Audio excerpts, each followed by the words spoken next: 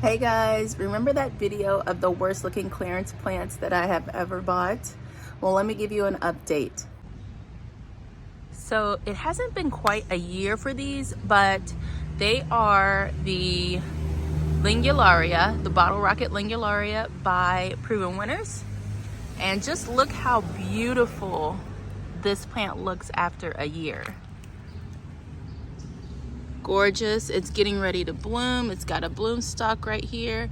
It also has leaf miner damage, which I could treat, but I'm not going to. It would just be too much. There'd be too many plants out here that if I decided to treat that one issue, I'd have to treat all of them. And it honestly, after a while, the leaf miners move on because their caterpillars grow up and then they stop, you know. Anyway, back to the Ligularia. So this is one of them, and then over here is the second one. Just such a beautiful plant, you guys. And I know that these are back in stores right now, so if you see them, get them. If you see them on clearance, get them.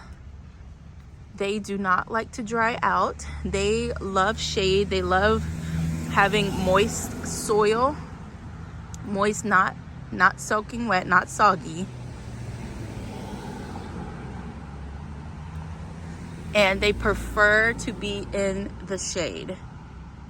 These are shade plants. They can do some sun. So these plants here, they've gotten used to the afternoon sun that comes in from over the house.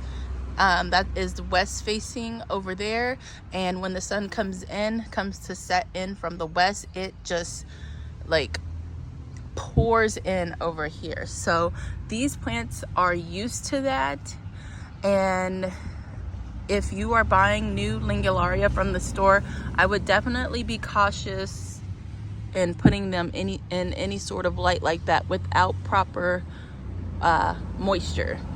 So watering is relative to a couple of factors. So if your plants are in full sun, depending on the type of the plant, if it's a plant like this, it's going to need to be watered more.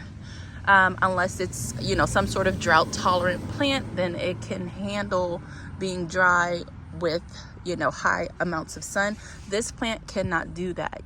If you have this plant in a fuller sun location where full sun is 6 hours, you definitely want to make sure this plant stays moist, or else it's not going to do well. So there is the second one, and then here is the third, which is not looking super great, and I'm not sure why. I wonder if it got